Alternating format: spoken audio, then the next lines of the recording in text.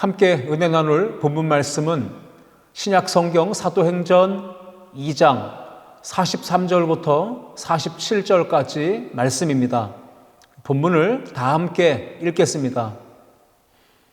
사람마다 두려워하는데 사도들로 말미암아 기사와 표적이 많이 나타나니 믿는 사람이 다 함께 있어 모든 물건을 서로 통용하고 또 재산과 소유를 팔아 각 사람의 필요를 따라 나눠주며 날마다 마음을 같이하여 성전에 모이기를 힘쓰고 집에서 떡을 떼며 기쁨과 순전한 마음으로 음식을 먹고 하나님을 찬미하며 또 온 백성에게 칭송을 받으니 주께서 구원받는 사람을 날마다 더하게 하시니라. 아멘. 함께 읽은 말씀으로 초대교회로 돌아가자, 이런 제목을 가지고 은혜를 나누고자 합니다.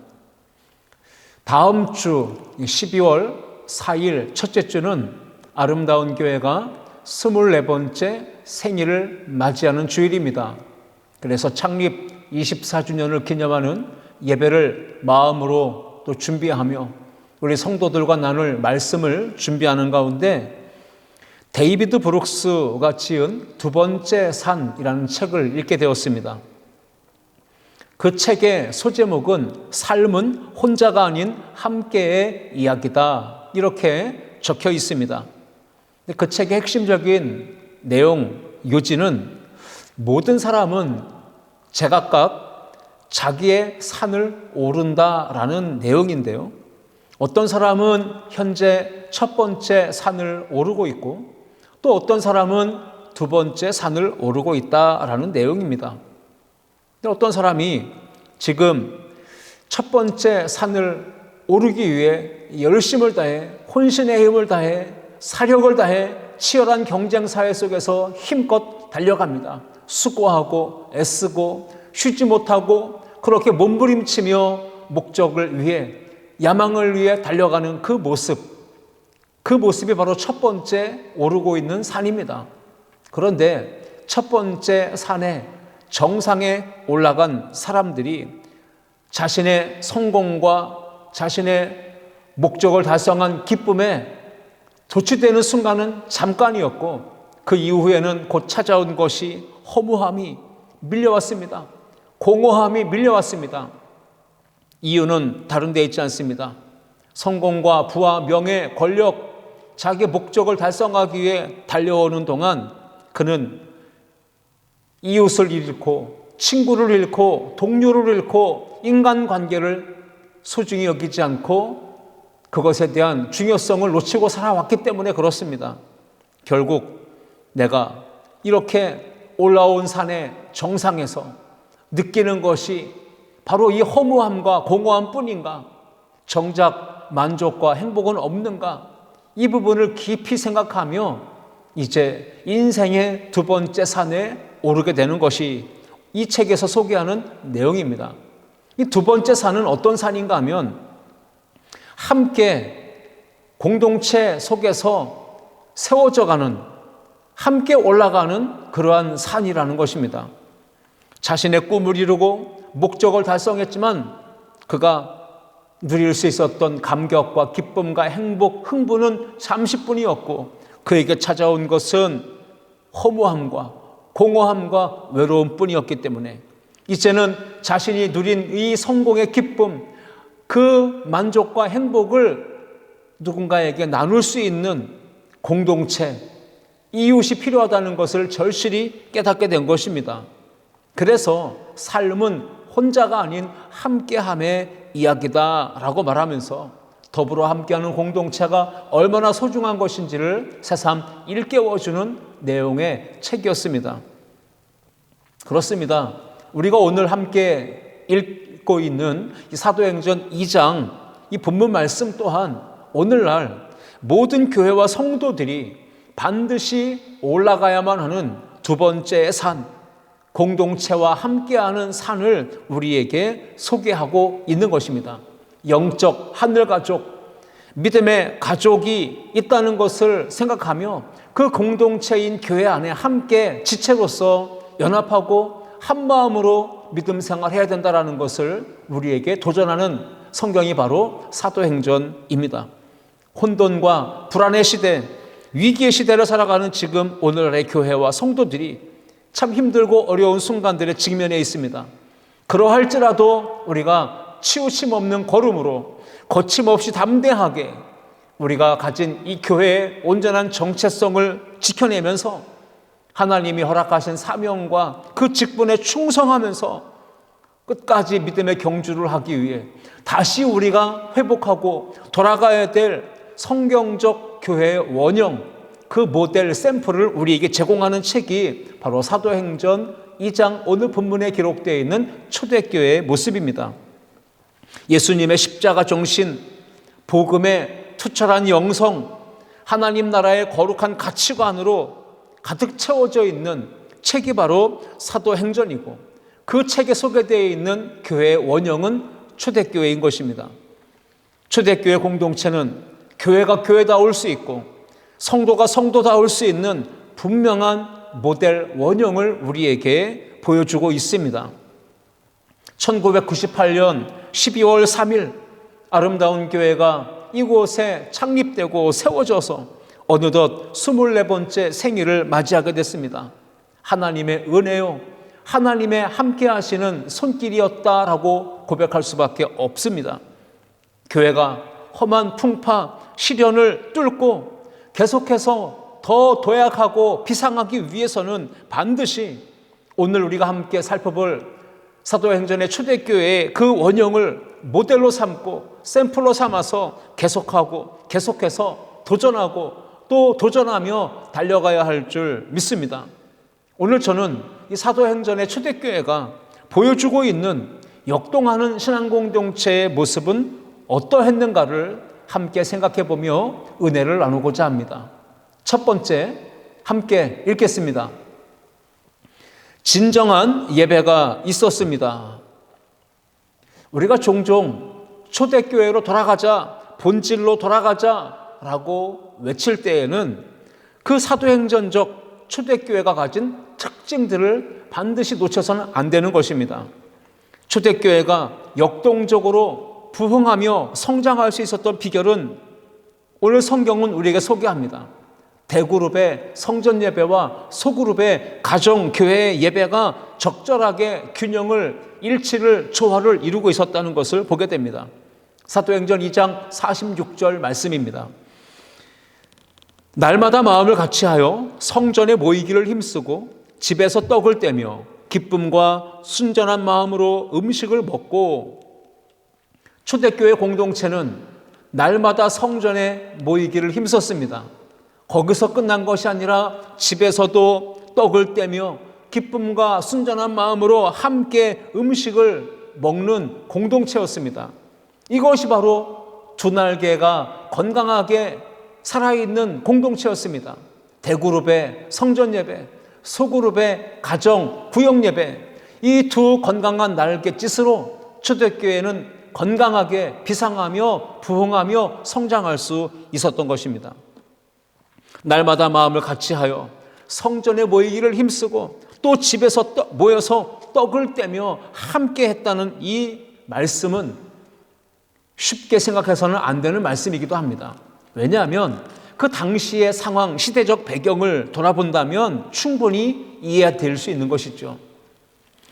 성도들이 대그룹의 성전 예배와 더불어 소그룹의 가정교회로 모여서 함께 예배하고 떡을 뗀다는 것은 결코 쉬운 일이 아니었다는 것이죠.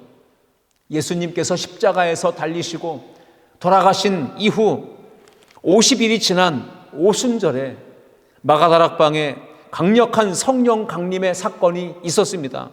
그 성령 강림의 역사를 통하여 새롭게 만들어지기 시작한 것이 바로 공동체 교회였습니다. 그렇게 사도행전의 초대교회는 오순절 성령 강림을 통해 시작되었던 것입니다. 그러나 그 당시의 사회적 배경은 어떠했습니까? 예수님을 따르던 사도들, 제자들, 많은 백성들이 더러는 믿음을 지키기 위해 옥에 갇히고 그 신앙을 지키기 위해 핍박을 받고 더러는 죽임을 당하는 큰 시련과 박해가 있을 때였습니다. 핍박과 박해가 극심하게 일어나던 그 상황 속에서 성도들이 날마다 성전에 모이기를 힘쓰고 집에서 모여 떡을 떼는 일이 결코 쉬운 일이 아니었다는 것입니다. 더불어 한 가지 더 생각할 것은 당시에 초대교회 공동체를 이루고 있었던 구성원들의 신분이 일반인이 아니라 대다수가 노예나 종의 신분이었다는 사실을 주목해 봅니다. 노예나 종은 한 주인에게 예속되고 속박되고 억압되어 있는 삶을 사는 자들입니다. 시간적으로나 장소적으로 얽매여서 구속받는 사람들이었습니다. 그렇게 속박당하는 노예나 종의 신분을 가진 이들이 날마다 마음을 같이하여 성전에 모였다는 것이 얼마나 주목해야 될 만한 사건이고, 또한 성전 예배뿐 아니라 집에서도 모여 떡을 떼고 교제했다는 이 사실은 더더욱 우리가 눈여겨보아야 될 대목입니다. 성전 예배와 가정 예배를 힘썼다는 것, 어떤 대가라도 지불하면서도 헌신과 희생의 각오를 하면서도 그 성전 예배와 가정 예배를 사수하겠다고 하는 초대교회 성도들의 결연한 다짐과 의지를 볼 수 있는 대목입니다. 초대교회의 선신과 희생을 감수했던 성도들, 목숨을 걸고 예배했던 그 모습이 바로 오늘 지금 이 시대에 우리 교회와 모든 성도들에게 주는 영적 도전이 있는 것입니다. 진정한 교회의 모델이 되는 초대교회의 원형의 모습은 오늘 우리가 교회다운 교회를 만들고 성도다운 성도를 만들며 교회를 성장하고 또 영적인 성장과 성숙을 이루기 위해서 우리에게 주는 메시지는 무엇입니까? 대그룹의 성전 예배, 소그룹의 가정, 구역 예배, 이 예배를 지키기 위해, 드리기 위해 어떤 수고와 희생을 감수하면서라도, 목숨을 거는 헌신을 각오하면서라도 모이기를 힘써야 된다라고 하는 것을 우리에게 교훈해주고 있는 말씀입니다. 이 땅에 있는 모든 교회가 다 한결같이 좋은 교회가 되기를 희망합니다. 좋은 성도가 되기를 꿈꾸며 기도하고 있습니다. 그런데 좋은 교회, 건강하고 좋은 성도는 그렇게 마음으로 생각하고 꿈꾼다고 되어지는 것은 아닙니다. 그냥 시간이 지나면 저절로 좋은 교회, 좋은 성도가 만들어지는 것이 아니죠. 마치 좋은 운동선수가, 훌륭한 운동선수가 쉽게 그냥 만들어지지 않듯이 감독의, 코치의 스텝에 수많은 선수들과의 경쟁 속에서 훈련과 연단을 통해서 좋은 운동선수가 만들어지듯이 신앙인도 마찬가지입니다. 교회도 마찬가지입니다. 누군가가 수고하고 헌신하고 희생했을 때 결국 좋은 교회는 만들어져 가고 교회는 건강하게 부흥하며 성장할 수 있는 것입니다. 그 누군가의 수고와 헌신이 바로 목사요, 장로요, 권사요, 안수집사요, 교회 직분을 가진 이들의 헌신을 요구하는 것이 아니겠습니까? 과거에 비해 오늘날 한국교회의 모습은 어떠합니까? 대그룹의 성전 예배, 소그룹의 가정, 구역 예배가 균형을 잃어버리고 말았습니다. 코로나로 인하여서 지나온 세월 동안 교회는 균형을 잃었습니다. 중심을 잃었습니다. 한쪽으로 치우쳐 있었습니다. 그래서 교회의 건강성이 매우 약화되어져 버리고 말았습니다. 교회가 본질에 집중하고 균형을 맞추어 나가야 되는데 하나님 사랑과 이웃 사랑의 계명을 지키지 못하면서 본질에 집중하기보다는 비본질에 집중하면서 한쪽으로 치우치고 쏠리는 현상들이 많이 나타났던 것입니다. 비본질에 집중하니 균형을 잃은 것입니다. 그러나 초대교회의 모습은 오늘 보듯이 대그룹의 성전 예배가 힘써서 성도들이 모였기 때문에 잘 이루어지고 있었고, 더불어 소그룹의 가정교회 그 모임도, 집에서 떡을 떼는 그 모임 또한 성도들이 힘쓰며 함께하기를 노력했을 때 균형을 이루며 교회가 두 날개로 비상하며 건강하게 부흥하고 성장할 수 있었던 것입니다. 지금 한국교회의 상황은 전도해서 부흥했다라고 말하기보다는 이 교회에서 저 교회로 수평 이동하는 가운데 숫자가 늘기도 하고 어느 교회는 숫자가 줄어들기도 합니다. 교회마다 성도들의 숫자가 들쑥날쑥 변화가 심각합니다. 안타까운 것은 사람들은 있어도 일꾼이 점점 줄어들고 있다는 사실입니다. 성도 수가 늘어나 부흥했다고 하는 교회들도 내막을 들여다보면 과거와는 다르게 교회의 주인의식을 가지고 수고하려고 하고 헌신하려고 하고 희생하려 하는 일꾼들이 너무나 숫자가 줄어들었다라고 안타까운 마음을 호소하는 목회자들의 말을 들어보기도 합니다. 초대교회처럼 건강한 교회, 좋은 교회를 우리가 원한다면 우리는 수고와 희생을 각오하고 목숨을 걸고 진정한 예배를 드릴 수 있어야 합니다. 아름다운 교회가 창립 24주년을 맞이하는 이 시점에 교회의 원형인 원조격에 해당되는 사도행전의 초대교회로 다시 돌아가자라고 하는 이유가 바로 여기에 있는 것입니다. 대그룹의 성전 예배도 힘써서 함께 모여야 하고 소그룹의 가정 예배, 구역 모임 또한 힘써서 함께 모여야 할 줄 믿습니다. 사도행전의 초대교회를 샘플로 삼고 건강한 교회, 좋은 교회를 함께 만들어가는 우리 모두가 될 수 있기를 축원합니다. 이제는 개인주의의 신앙, 이기적인 신앙의 벽을 넘어서야 합니다. 그리고 교회라고 하는 공동체 안에 들어가서 함께 속하여 더불어 신앙생활하며 합력하여 주의 뜻을 이루어가는 믿음의 공동체, 사랑의 공동체, 소망의 공동체가 되어야 할 줄 믿습니다. 둘째, 함께 읽겠습니다. 진정한 교제가 있었습니다.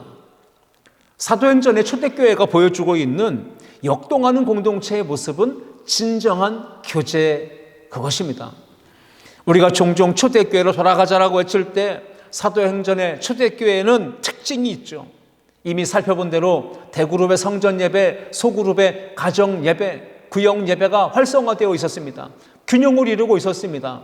나아가 초대교회는 성도들이 모일 때마다 진정한 사랑의 교제가 이루어졌습니다. 헬라어로 코이노니아가 살아있었다는 것입니다. 그러면서 동시적으로 교회는 폭발적으로 부흥하고 성장해 나갈 수 있었습니다. 초대교회가 그 당시에 시대적으로 큰 박해와 시련을 당하고 있었지만 그럼에도 불구하고 버티고 견디고 더 성장하며 부흥을 할 수 있었던 원동력 비결은 무엇일까요? 그것은 성전 예배, 가정 예배 이 두 날개가 건강하게 비상하며 그리고 함께 날아올랐다는 것입니다. 뿐만 아니라 살아있는 코이노니아, 성도의 진정한 교제가 살아있었다는 것이죠. 공동체가 그렇게 건강하게 교제하고 사랑으로 하나가 될 때 결국은 교회는 연합하고 힘을 내서 부흥하고 성장하는 열매를 거둘 수 있었던 것입니다. 오늘 본문 사도행전 2장 42절 말씀 보시면 그들이 사도의 가르침을 받아 서로 교제하고 떡을 떼며 오로지 기도하기를 힘쓰니라 말씀했습니다. 초대교회 성도들은 힘썼습니다. 가르침을 받는데 힘썼고 서로 교제하는 데 힘썼고 떡을 떼며 기도하는 일에 힘썼다라고 기록하고 있습니다. 그저 쉽게 되는 일은 없습니다. 모이는 것도 힘썼고 가르침받고 양육받고 훈련받는 것도 힘썼고 떡을 떼고 교제하는 것도 힘을 썼다. 기도하는 것도 힘썼다라고 하는 것을 우리는 놓치면 안 되는 것입니다. 초대교회 성도들이 예배하기 위해 모일 때 그들 안에는 지체들 상호 간에 서로 밀접하게 끈끈하게 결속력을 가지고 모였다는 사실을 우리가 잊어버리면 안 됩니다. 오늘 초대교회가 건강한 교회, 좋은 교회의 모델이 될 수 있었던 근원이 바로 연합에 있었다는 사실, 공동체가 함께 모일 때 사랑으로 교제했다는 사실을 오늘 성경은 우리에게 그대로 소개해 주고 있습니다. 사도행전 2장 44절과 45절 말씀입니다. 믿는 사람이 다 함께 있어 모든 물건을 서로 통용하고 또 재산과 소유를 팔아 각 사람의 필요를 따라 나눠주며, 이후에 사도행전 4장 32절 말씀에서도 동일한 내용들이 기록됩니다. 믿는 무리가 한 마음과 한 뜻이 되어 모든 물건을 서로 통용하고 자기 재물을 조금이라도 자기 것이라 하는 이가 하나도 없더라. 분명히 초대교회 공동체는 진정한 성도의 교제가 원활하게 뜨겁게 이루어지고 있었던 것을 보게 됩니다. 초대교회가 건강하게 부흥하고 성장할 수 있었던 힘의 원천은 성도들이 모일 때 서로에게 대해 마음이 활짝 열려 있었다는 것이죠. 상대방의 말과 상대방의 상황에 대해서 깊은 공감력이 있었습니다. 서로의 형편에 관심을 가지고 살펴주었습니다. 우리 아름다운 교회가 5가지 실천사항을 항상 주시하고 실천하기 위해 노력하고 있지 않습니까?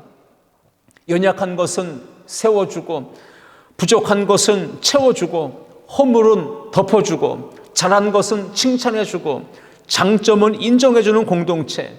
그런 공동체가 바로 초대교회, 우리가 모델로 삼고 원형으로 삼고 닮아가고자 하는 교회의 모습이었습니다. 내 것이라 주장하는 사람이 하나도 없었습니다. 더 가지려 하기보다, 더 움켜쥐려 하기보다 오히려 공동체 안에 있는 연약한 지체들을 위해 내 것을 떼어서 내 소유, 내 물건이라 하지 않고 함께 통용하고 나누며 베풀며 살았던 것이죠. 어떤 지체가 힘들어하고 아파하고 괴로워할 때 위로해주고 함께 울어주는 아름다운 사랑의 공동체, 진정한 교제가 있는 공동체가 초대교회였습니다. 우리 아름다운 교회도 사도행전적 이 초대교회의 모습을 본받아서 건강한 교회로 아름다운 교회답게 성장하며 부흥하는 역사가 일어나기를 주님의 이름으로 축원합니다. 그런 의미에서 볼 때 사람이 많이 모인 교회가 좋은 교회, 건강한 교회라고 단정지어 말할 수는 없는 것입니다. 어떤 교회가 좋은 교회고 건강한 교회입니까? 성도들이 공동체로 교회로 함께 모일 때 그 안에 따뜻한 사랑의 나눔, 친교, 교제, 코이노니아가 이루어지고 있다면 그 교회가 바로 건강한 교회고 좋은 교회인 줄 믿습니다. 우리 아름다운 교회 성도들, 참 코로나의 시간들을 지나오는 동안 누구나 다 어려움을 겪었습니다. 교회도 어려움을 겪었고 많은 사람들이, 국민들이 다 동시적으로 어려움을 겪었습니다. 그 어려움 가운데 교회들도 심각한 위기를 맞이했습니다. 어떤 성도들은 목회자에게 위로하고 격려하고 힘을 내라고 그렇게 힘을 보태주는 성도들이 있습니다. 또 목회자는 성도들의 일터, 직장, 사업, 학업 등등의 문제들을 놓고 기도하고 마음 써주고 염려하고 응원해주는 모습을 계속 유지해 왔습니다. 이것이 바로 건강한 교회, 건강한 성도, 좋은 교회, 좋은 성도의 모습이라고 생각합니다. 미국의 시사주간지 타임지가 있습니다. 그 타임지 한 기사 내용을 보면 이런 내용이 있었습니다. 1995년 10월 미국의 매사추세츠주의 한 병원에서 산딸을 다 채우지 못한 채 일찍 태어난 쌍둥이의 모습이 사진에 올라와 있는 것을 인터넷 기사를 통해 찾을 수 있었습니다. 인큐베이터 안에 두 신생아가 나란히 누워있는 모습이었습니다. 그 신생아의 이름은 언니는 카일이었고 동생은 브리엘이었습니다. 그런데 이 두 신생아가 너무나 산딸을 채우지 못하고 일찍 나왔기 때문에 건강이 지켜지는 것이 어려웠다고 합니다. 그래서 인큐베이터에서 건강하게 회복을 기다리고 있었습니다. 언니 카이리는 조금 더 빠르게 건강을 회복했습니다. 그런데 동생 브리엘이 여전히 건강이 호조되지 않고 오히려 얼굴이 새파랗게 질려가면서 큰 소리로 울면서 맥박과 호흡과 혈압 등이 위험할 정도로 떨어지고 있었다라고 합니다. 의료진은 동생 브리엘을 진정시키기 위해 온갖 방법을 다 동원해봤지만 동생의 그 건강은 호전되어 보이지 않았습니다. 그때 한 간호사가 힘들어하는 동생 브리엘의 옆에 언니 카이리를 넣어주었다고 합니다. 그 한 인큐베이터 안에 언니와 동생이 나란히 누워 있는 것입니다. 그때 놀라운 일이 벌어졌습니다. 언니 카이리가 동생 브리엘의 어깨에 거짓말처럼 놀랍게도 자신의 작은 손을 얹었습니다.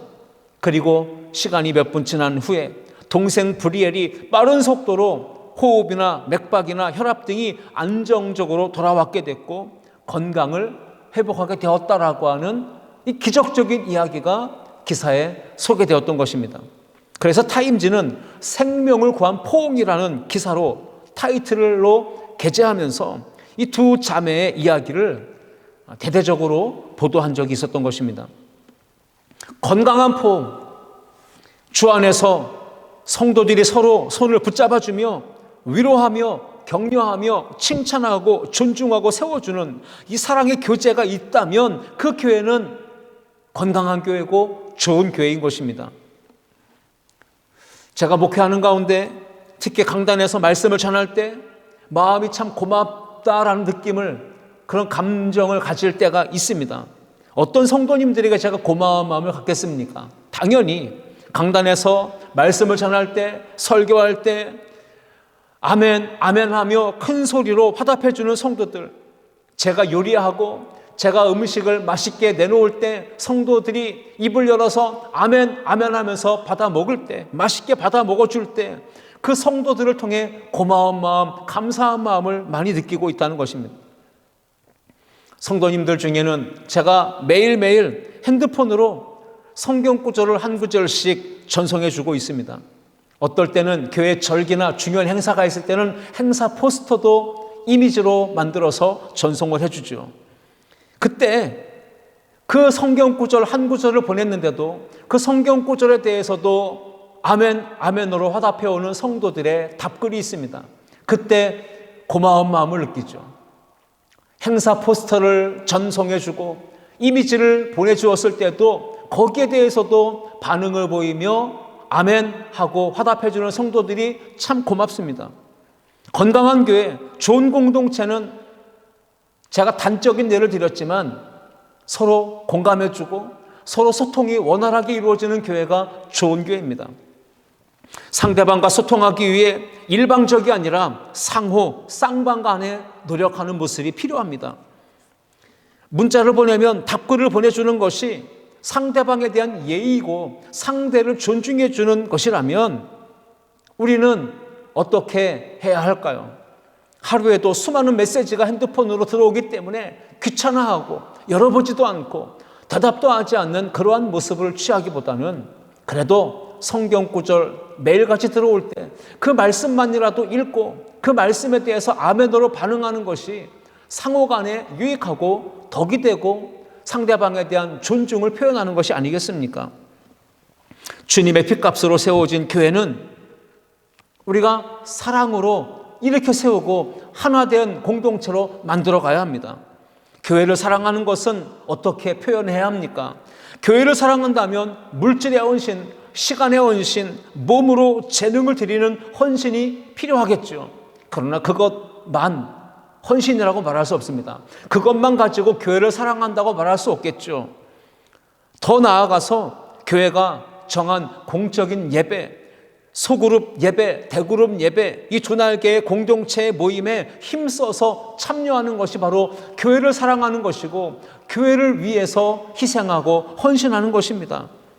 나아가 공동체로 교회가 모일 때, 두세 사람이 함께 연합하여 모일 때 서로를 향하여 지체들 간에 마음을 열고 공감하고 서로 사랑으로 연합하고 교제하고 떡을 떼기 위해 힘쓰는 공동체, 그런 교회가 될 때 아름다운 교회가 좋은 교회가 되고 건강한 교회가 되어서 사도행전의 초대교회처럼 아름다운 교회도 부흥하고 성장하는 놀라운 역사가 일어나게 될 줄 믿습니다. 셋째, 함께 읽겠습니다. 진정한 연합이 있었습니다. 초대교회로 돌아가자라고 하는 이 슬로건을 외칠 때마다 사도행전적 초대교회의 특징을 우리가 놓쳐서는 안 됩니다. 오늘 본문 사도행전 2장 47절 말씀에도 특징이 나오죠. 하나님을 찬미하며 또 온 백성에게 칭송을 받으니 주께서 구원받는 사람을 날마다 더하게 하시니라. 아멘. 여러분, 주께서 구원받는 사람을 날마다 더하시는 그 비결이 무엇이었습니까? 오늘 본문에는 두 가지가 소개되죠. 47절의 첫 번째, 하나님을 찬미했다라는 것입니다. 예배가 역동적으로 살아있었고 하나님께 온전한 예배로 드려졌기 때문에 그 예배를 통하여서 하나님을 찬미함을 하나님이 보셨고 들으셔서 그 교회가 폭발적으로 부흥하도록 하나님이 은혜를 베풀어 주신 것입니다. 여러분, 사도행전의 초대교회가 세워지기 전에도 성전은 있었습니다. 건물도 있었습니다. 성도들이 모여서 제사를 드렸습니다. 수많은 제사가 성전에서 행해지고 있었어요.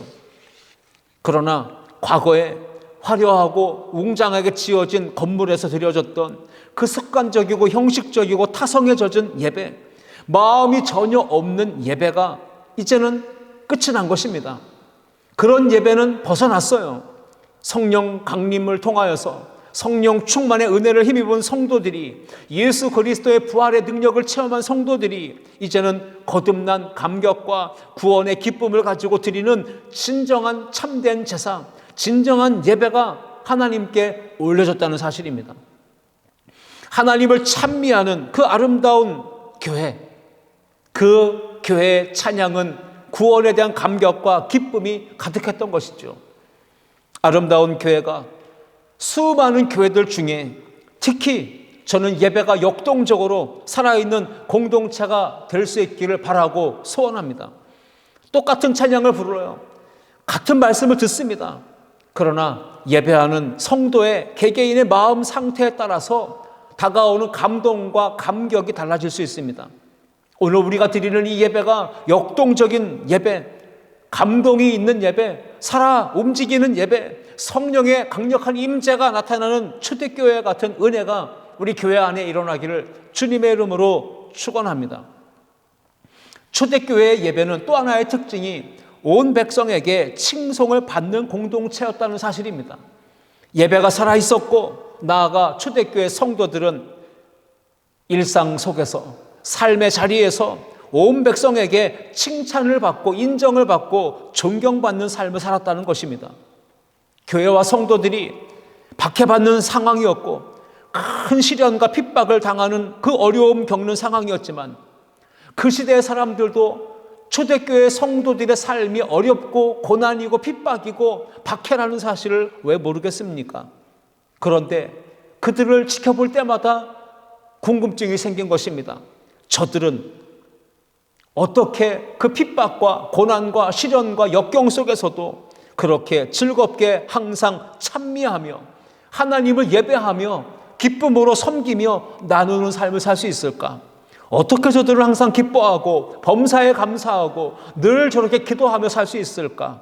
그 모습을 보면서 주변의 많은 사람들이 예수 믿는 사람들에 대한 신뢰를 갖게 되고 칭찬과 존경심을 갖게 되었던 것입니다. 믿지 않는 세상 사람들의 눈에 비춰진 초대교회 성도들의 모습은 칭찬과 인정과 존경을 받을 만했다는 사실이죠. 이것이 오늘 이 땅의 모든 교회와 성도들이 모델로 삼고 닮아가기 원하는 진정한 믿음의 공동체와 성도들의 모습인 줄 믿습니다. 사도행전의 초대교회가 역동적인 모습으로 힘있게 비상하며 크게 부흥할 수 있었던 비결은 무엇입니까? 사도행전 2장 46절은 이렇게 우리에게 단서를 보여줍니다. 날마다 마음을 같이 하여, 성도들이 날마다 마음을 같이 했다고 기록하고 있습니다. 한두 명도 아닌데 그 많은 사람들이 한 곳에 모였을 때, 공동체로 모였을 때 그들이 생각이 다른 사람들이고 가치관이 다른 사람들이고 저마다 경험과 지식이 다른 사람들입니다.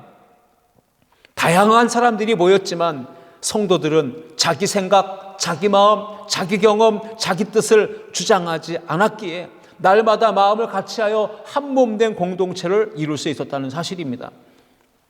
초대교회와 같이 건강한 교회, 좋은 교회가 되기 위해서 이제 우리 아름다운 교회는 날마다 마음을 같이하여 같은 뜻, 같은 생각, 같은 말로 같은 비전을 가지고 주님의 영광을 위해 나아가야 할 줄 믿습니다. 개인의 신앙생활도 잘 지켜야 합니다. 나아가 중요하게 여겨야 될 것은 공동체로 모여서 연합하고 하나 되는 이러한 힘을 우리가 무시해서도 안 되는 것입니다. 고린도전서 1장 10절 말씀해 보시면 형제들아 내가 우리 주 예수 그리스도의 이름으로 너희를 권하노니 모두가 같은 말을 하고 너희 가운데 분쟁 없이 같은 마음과 같은 뜻으로 온전히 합하라 분명히 말씀하고 있습니다. 바라기는 24번째 생일을 맞이하는 우리 아름다운 교회가 건강한 교회, 좋은 교회, 초대교회의 이 원형을 우리가 잘 모델로 삼고 이제는 어떻게 해야 하나님이 기뻐하시는 교회로 쓰임받으며 마지막 때 주님의 영광을 드러내는 교회가 될 수 있을까? 오늘 본문을 통해 세 가지를 마음에 새길 수 있기를 축복합니다.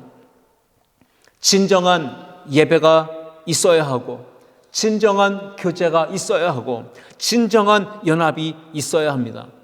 오늘 이 세 가지를 마음에 깊이 새기고 아름다운 교회 비전에 함께 동참해서 믿음의 역사, 사랑의 수고, 소망의 인내를 품고 함께 도전하며 나아가는 우리 모든 성도들 될 수 있기를 주님의 이름으로 축원합니다. 기도하시겠습니다. 사랑의 하나님 아버지 감사합니다. 아름다운 교회가 24번째 생일을 맞이하는 주일을 앞두고 오늘 사도행전의 초대교회의 모습을 모델로 삼고 이제 우리 교회도 진정한 예배, 진정한 교제, 진정한 연합과 하나됨의 일치를 맛보며 주님이 기뻐하시는 교회로 나아갈 수 있기를 원하오니 우리 마음에 거룩한 비전 주시고 성도들이 주님의 이름을 위하여 한 몸 되게 하시고 주님의 영광을 위해 사명 감당하게 도와주시옵소서.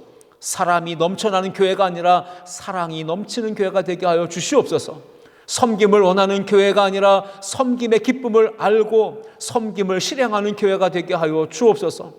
세상이 주목하는 교회가 아니라 주님이 주목하시는 교회가 되게 하시고 화려한 겉모습보다 주님이 기뻐하시는 중심이 주를 향한 교회가 되게 하여 주옵소서. 주님이 피로 사신 아름다운 교회, 서로 사랑함으로 하나 되는 교회, 주님이 머리가 되신 거룩한 교회, 우리 모든 성도들이 함께 힘쓰고 애써 만들어가도록 역사하여 주옵소서. 은혜와 사랑으로 함께 하심을 믿고 우리 주 예수 그리스도의 이름으로 기도하옵나이다. 아멘.